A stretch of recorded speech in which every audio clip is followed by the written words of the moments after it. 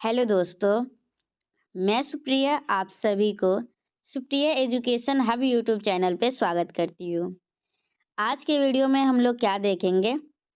आज के वीडियो में हम लोग बीएससी पार्ट 3 के लिए जीएस का क्वेश्चन बैंक का सॉल्यूशन देखने वाले हैं, ठीक है? आज हम लोग 2019 के क्वेश्चन को सॉल्व करेंगे और हाँ, एक लेक्चर में तो कंप्लीट होगा नहीं, ठीक है? लेक्चर 2, लेक्चर 3 भी आएँगे। तो समझिए कि देखिए मैं आप लोगों के लिए क्या करवाऊँगी जीएस में, साइंस और कॉमर्स का एक अलग प्लेलिस्ट बनाऊँगी और आर्ट्स का एक अलग प्लेलिस्ट बनाऊँगी, ठीक है? क्योंकि साइंस एंड कॉमर्स का जो है ना एक क्वेश्चन आता है और आर्ट्स का अलग आता है। वो भी आर्ट्स का ग्रुप वाइज़ आता है, ग्रुप ए, बी का अलग, ग्रुप बी, सी ऐसे करके आता है, ठीक है? लेकिन आप लोगों का क्या काम है, अगर साइंस का जीएस का वीडियो आता है या फिर आर्ट्स का जीएस का वीडियो आता है, दोनों के दोनों स्ट्रीम वाले स्टूडेंट वीडियो को देखेंगे क्योंकि दोनों का सिलेबस सेम है। हो सकता है कि आप लोगों का same to same question examination में आ जाए। तो चलिए देख लीजिए और साइंस वाले स्टूडेंट देख सकते हैं उनका क्वेश्चन किस पैटर्न से आता है, मतलब पहला में क्या रहता है, दूसरा में क्या रहता है और आर्ट्स वाला का जब वीडियो आएगा तो आर्ट्स वाला वो अपना देख लेंगे, ठीक है? लेकिन ये क्वेश्चन का आंसर आर्ट्स वाले स्टूडेंट को भी देखना है कि आखिर क्या होगा क्वेश्चन का आंसर, ठीक है? देखिए सबसे पहला नंबर में साइंस वाले में क्वेश्चन क्या आता है, निम्नलिखित तिथियां महत्वपूर्ण है क्यों? तो मैं आप लोगों के लिए एक अलग वीडियो बना चुकी हूँ जिसमें आप लोगों के जितने भी इम्पोर्टेंट डेट है वो मैं करवा चुकी हूँ। तो आप लोग क्या कर सकते हैं, प्लेलिस्ट में उसका इम्पोर्टेंट डेट का लिंक होगा, जीएस का इम्पोर्टेंट डेट का, वहां से जाकर देख सकते हैं। लेकिन मैं इस वीडियो में भी बताऊंगी तो इसकी चिंता भी आप लोगों को नहीं करना है। दूसरा क्वेश्चन में क्या है, किन्हीं 3 पर संक्षिप्त टिप्पणियां लिखना है, ठीक है? इसके बारे में लिख देना है 2-3 पेज। तीसरा नंबर क्वेश्चन क्या है, भारत संविधान में निर्देशित मौलिक अधिकार का वर्णन करना है, ठीक है? भारत संविधान जो है ना, भारत का संविधान, उसमें मौलिक अधिकार क्या क्या है उसके बारे में बताना है। फिर फोर्थ नंबर क्वेश्चन क्या है, यूएनओ क्या है, इसके प्रमुख एजेंसी का वर्णन करें। और 5 नंबर क्या है, वैश्वीकरण क्या है, इसकी विशेषताओं का वर्णन करें। तो चलिए देखिए जहाँ तक हो पाता है, हम लोग ज़्यादा लंबा वीडियोज नहीं बनाएंगे, 20 मिनट में जितना हो पाएगा उतना करूंगी, फिर हम लोग नेक्स्ट वीडियो में लेक्चर 2 के लिए उसको छोड़ देंगे, ठीक है? सबसे पहला है 1919। तो 1919 में क्या हुआ था, 1919 जो तारीख है वो मतलब कि महत्वपूर्ण है क्यों है? चलिए इसमें 1919 में बहुत कुछ हुआ था। सबसे पहले तो रॉलेट एक्ट पास हुआ था। जालियांवाला बाग हत्याकांड भी 1919 में हुआ था। खेरा आंदोलन भी 1919 में हुआ था। खिलाफत आंदोलन की शुरुआत भी 1919 में हुई थी और मॉन्टेग्यू चेम्सफोर्ड सुधार अधिनियम भी 1919 में आया था। चलिए 1950 महत्वपूर्ण क्यों है? 1950 बच्चा-बच्चा को पता होता है कि इस दिन क्या हुआ था, भारतीय गणतंत्र का संविधान लागू हुआ था, ठीक है? फिर क्या है 1857। तो 1857 में क्या हुआ था? तो 1857 में प्रथम स्वतंत्रता संग्राम हुआ था, सिपाही विद्रोह हुआ था, ठीक है? 1857 में क्या हुआ था? सिपाही विद्रोह सभी को याद रहता है तो आप लोग याद रखिएगा। 1857 में सिपाही विद्रोह हुआ था। चलिए मेरे साथ रिवीजन करते चलिए। 1857 में सिपाही विद्रोह हुआ था, 1950 में भारत का संविधान लागू हुआ था और 1919 में तो रॉलेट एक्ट पारित हुआ, जलियांवाला बाग हत्याकांड हुआ, खेरा आंदोलन हुआ, मॉन्टेग्यू चेम्सफोर्ड सुधार हुआ था। ठीक है, ये सारी बात याद रखिएगा। चलिए 1929 में क्या हुआ था? तो 1929 में बारदौली घोषणा हुई थी और कांग्रेस द्वारा पूर्ण स्वाधीनता की घोषणा हुई थी लाहौर में। 1929 में क्या 1929 में क्या हुआ था? 1929 में कांग्रेस द्वारा पूर्ण स्वाधीनता की घोषणा लाहौर में हुई थी। 1929 में कांग्रेस के द्वारा पूर्ण स्वाधीनता की घोषणा लाहौर में हुई थी, ठीक है? चलिए 1526 में क्या हुआ था? 1526 आप लोगों के लिए बहुत ही इम्पोर्टेंट है। 1526 में पानीपत का प्रथम युद्ध हुआ था। 1526 में क्या हुआ था? 1526 में पानीपत का प्रथम युद्ध हुआ था। बाबर युद्ध, भारत में मुगल साम्राज्य की स्थापना हुई थी। 1526 में तो इतना तो याद ही रहना चाहिए, पानीपत का प्रथम लड़ाई हुई थी और बाबर युद्ध, भारत में मुगल साम्राज्य की स्थापना हुई थी। तो पहला नंबर क्वेश्चन देख लिए। चलिए यहाँ पे पहले क्वेश्चन देख लीजिए। ये रहा क्वेश्चन, पहला नंबर क्वेश्चन कंप्लीट कर लिए हुए हैं। दूसरा नंबर क्वेश्चन देखेंगे, किन्हीं 3 पर संक्षिप्त टिप्पणियां लिखे। तो चलिए हम लोग असहयोग आंदोलन से पहले लिखते हैं। असहयोग आंदोलन के बारे में बताती हूँ क्या क्या हुआ।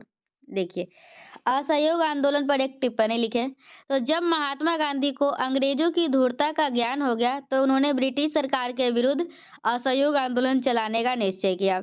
अंग्रेज के बारे में जब महात्मा गांधी को पता चला था ना कि वो क्या कर रहे हैं, तो वो क्या किए, जो ब्रिटिश सरकार है उसके विरुद्ध असहयोग आंदोलन चलाने का निर्णय लिए, ठीक है?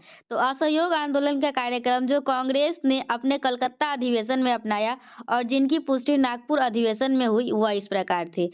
असहयोग आंदोलन में क्या-क्या हुआ था वो हम लोग देखेंगे। सबसे पहले ये देख लीजिए, असहयोग आंदोलन का कार्यक्रम जो है वो कब अपनाया गया, कहाँ पे? कलकत्ता अधिवेशन में, ठीक है? और लेकिन इसकी पुष्टि नागपुर अधिवेशन में हुई, वह इस प्रकार थी। तो स्वदेश देखिए, असहयोग आंदोलन में क्या हुआ था, स्वदेशी माल का प्रयोग तथा विदेशी माल का आविष्कार।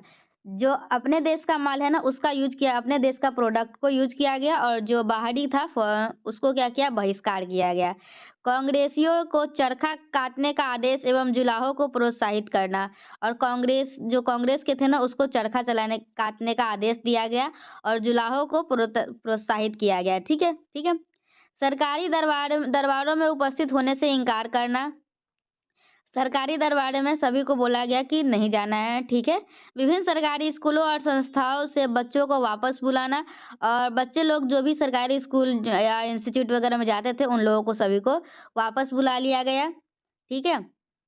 विभिन्न उपाधियों एवं अवैतनिक पदों का त्याग करना, और बहुत सारे उपाधि जो दिए गए थे ना, उनको है ना त्याग कर दिया गया। स्थानीय संस्थाओं के नामजद सदस्यों के द्वारा त्यागपत्र देना, वकीलों एवं विवादियों द्वारा ब्रिटिश कचहरियों को धीरे-धीरे बहिष्कार करना, अंग्रेजों के द्वारा सुधारी गई नई धारा सभाओं, विधानमंडलों के चुनाव में खड़े उम्मीदवारों को बैठाना एवं मतदाताओं को वोट डालने से मना करना, कर्मचारियों जैसे सैनिकों, क्लर्क तथा मजदूरों के द्वारा मेसोपोटामिया की सेवाएँ अर्पित करने से मना करना। इसके अलावा कांग्रेस ने कुछ रचनात्मक कायदे भी अपनाए। उदाहरण के तौर पर सरकारी संस्थाओं में बच्चों को शिक्षा देने के बजाय अपनी शिक्षा संस्थाएँ खोलकर उनमें शिक्षा दिलवाना। सरकारी न्यायालयों के बदले अपनी अदालतें स्थापित की जाए जहाँ पंच लोग फैसला करें। लोग अपने झगड़े वहाँ ले जाएँ। सूत काटने तथा चरखा चलाने को प्रोत्साहित करना, छुआछूत समाप्त करना, हिंदू-मुस्लिम एकता को सुदृढ़ करना। तो ये सब क्या था, असहयोग आंदोलन के बारे में था, ठीक है? असहयोग आंदोलन में क्या-क्या हुआ, किस तरीके से बहिष्कार किया गया, ये सब आप लोग देख लिए, ठीक है? अब देखिए नेक्स्ट पॉइंट क्या है आप लोगों का। नेक्स्ट पॉइंट है गांधी का चंपारण सत्याग्रह, ठीक है? तो गांधी का चंपारण सत्याग्रह, चलिए हम लोग चंपारण सत्याग्रह के बारे में पढ़ लेते हैं। तो देखिए क्या है, प्रथम विश्व युद्ध के अंतिम वर्ष में महात्मा गांधी भारतीय राजनीति में प्रवेश किया। प्रथम विश्व युद्ध के अंतिम वर्ष, प्रथम विश्व युद्ध कब हुआ था किसी को पता है? 1914 से 1918 तक, ठीक है? तो वही प्रथम विश्व युद्ध के अंतिम वर्ष, लगभग 1918 समझ सकते हैं। प्रथम विश्व युद्ध के अंतिम वर्ष में महात्मा गांधी भारतीय राजनीति में प्रवेश किया। इसके पूर्व गांधी जी ने दक्षिण अफ्रीका के दुखों को दूर करने हेतु दक्षिण अफ्रीका सरकार से संघर्ष किया था। चंपारण सत्याग्रह से पहले क्या हुआ था, दक्षिण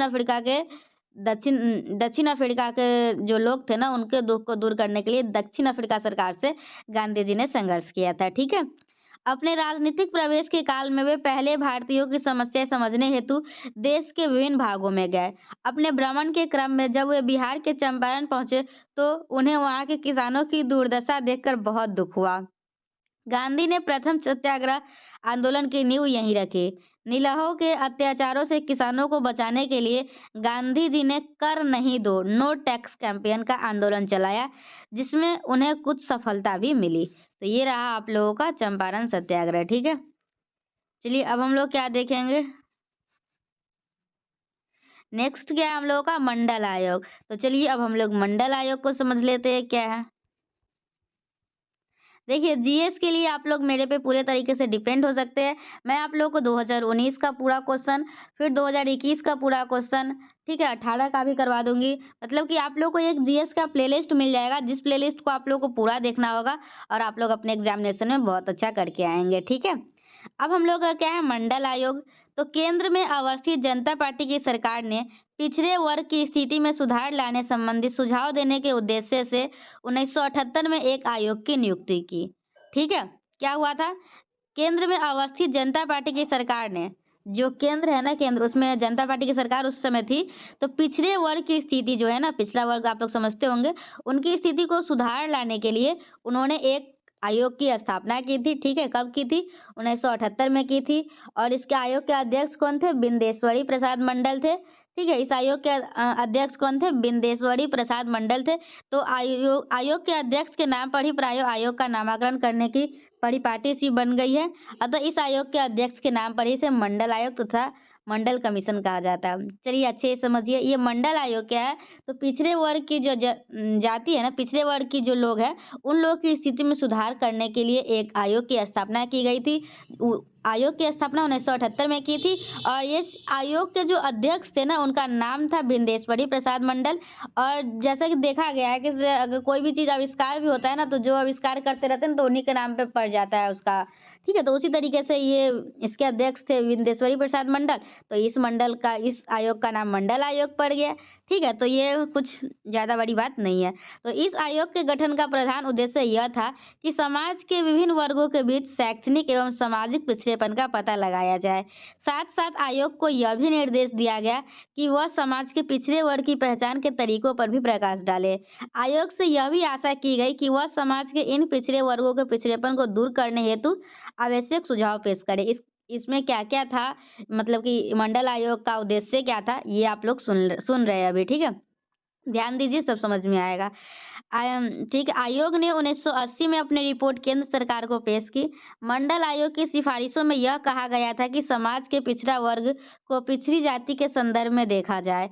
आयोग ने एक सर्वेक्षण के दौरान पाया कि शिक्षण संस्थानों तथा सरकारी नौकरियों में इन पिछड़ी जातियों की संख्या बहुत ही कम है। अतः आयोग ने यह सिफारिश की कि इन समूह एवं वर्गों के लिए शिक्षण संस्था एवं सरकारी नौकरी में 27% सीट आरक्षित की जाए। उपर्युक्त सुझाव के अतिरिक्त इस आयोग ने पिछड़ा वर्ग की स्थिति में सुधार के लिए और भी कई सुझाव पेश किए। इन सुझावों में भूमि सुधार संबंधी बातें भी कही गई। तो ये क्या था हम लोग का मंडल आयोग या फिर मंडल कमीशन कह सकते हैं। ठीक है, अब हम लोग नेक्स्ट क्वेश्चन क्या देखेंगे, देखिए अब हम लोग नेक्स्ट क्वेश्चन क्या देखेंगे, राष्ट्रीय मानव अधिकार आयोग। ठीक है, राष्ट्रीय मानव अधिकार आयोग कहाँ गया? यस, तो चलिए हम लोग ये अभी कितना टाइम हुआ, अच्छा ये वाला करके हम लोग खत्म कर लेंगे आज का क्लास। और ये हम लोगों का लेक्चर 1 रहेगा जीएस के क्वेश्चन बैंक सॉल्यूशन का। ठीक है, क्या हम लोग का राष्ट्रीय मानव अधिकार आयोग। देखिए आप लोगों के जितने भी फ्रेंड्स होंगे ना, साइंस हो या कॉमर्स हो या आर्ट्स हो, तीनों के लिए ये वीडियो है, तो आप लोगों को सभी के पास शेयर करना है। देखिए वीडियो जैसे ही आता है, आप लोग देखते हैं ना कि उस पर किस क्लास का लिखा हुआ रहता है, तो आप लोग अपने फ्रेंड्स के पास शेयर कर दिया कीजिए। ठीक है, क्योंकि वीडियो बनाने में मेहनत लगती है और अगर किसी को ज़रूरत ही ना हो उस वीडियो को, तो बनाने का क्या मतलब, फिर नहीं बनाते हैं हम लोग। ठीक है, और हाँ, आप लोगों के लिए जो भी स्टूडेंट फिजिक्स ऑनर्स के स्टूडेंट है या फिर वो फिजिक्स ऑनर्स पार्ट 1 है या पार्ट 2 है या पार्ट 3 है, तो मैं आप लोगों के लिए क्लास स्टार्ट करवा चुकी हूँ। लेकिन अपने चैनल पे स्टार्ट ना करवा के मैं कहीं और स्टार्ट करवाई हुई हूँ। तो आप लोगों को मेरे अबाउट सेक्शन में मैथ मैजिक करके एक चैनल होगा, उस पर जाना होगा और उस पर जाके देखिएगा तो फिजिक्स ऑनर्स का जो बिहार यूनिवर्सिटी का क्वेश्चन बैंक है, उस पर पूरा सॉल्व करवाया गया है। ठीक है, लगभग बहुत सारा करवाया गया है, बहुत सारा डेली अपलोड भी होता है वीडियो, तो आप लोग वहाँ से जाके देख भी सकते हैं। ठीक है, अबाउट सेक्शन में मैथ मैजिक मिल जाएगा या फिर कम्युनिटी में पोस्ट होगा, कहीं से भी आप लोग खोज लीजिएगा। ठीक है, अब देखिए क्या है, राष्ट्रीय मानवाधिकार आयोग के गठन, अधिकारों एवं कार्यों का वर्णन करें। तो भारत में राष्ट्रपति द्वारा 28 सितंबर 1993 को एक अध्यादेश जारी किया गया, जिसमें राष्ट्रीय तथा राज्य स्तर पर मानव अधिकार और जिला स्तर पर जिला मानवाधिकार न्यायालय के गठन हेतु प्रावधान किया गया है।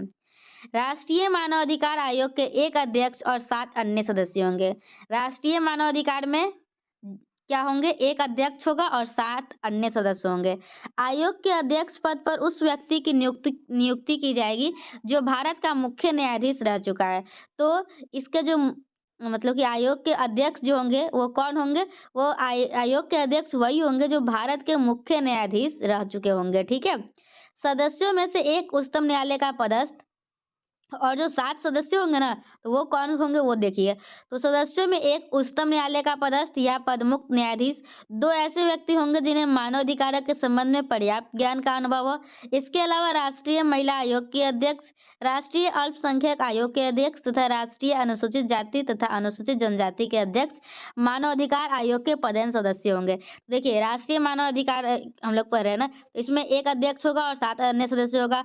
अध्यक्ष कौन होगा, तो अध्यक्ष वही होगा जो मुख्य न्यायाधीश रह चुका होगा। और 7 अन्य सदस्य कौन होगा, तो सभी का कंडीशन दिया गया हुआ है, 1 इसमें से रहेंगे, 2 इसमें से रहेंगे, ऐसे ऐसे करके टोटल 7 के बारे में बताया गया है। ठीक है, के पदेन सदस्यों के अलावा आयोग के अध्यक्ष तथा अन्य सदस्यों की नियुक्ति राष्ट्रपति द्वारा उस समिति की सिफारिश पर की जाएगी जो प्रधानमंत्री की अध्यक्षता में लोकसभा अध्यक्ष, गृह मंत्री, लोकसभा में विपक्ष के नेता, राज्यसभा के सभापति तथा राज्यसभा के विपक्ष के नेता द्वारा गठित की जाएगी।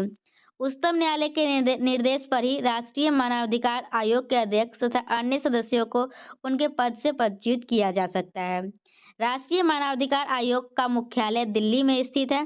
केंद्र सरकार द्वारा आयोग के सचिव की नियुक्ति की व्यवस्था है। सचिव ही आयोग का मुख्य अधिकारी है। आयोग के कार्यों के सफल निर्वहन हेतु सचिव को ही उत्तरदायी बनाया गया है।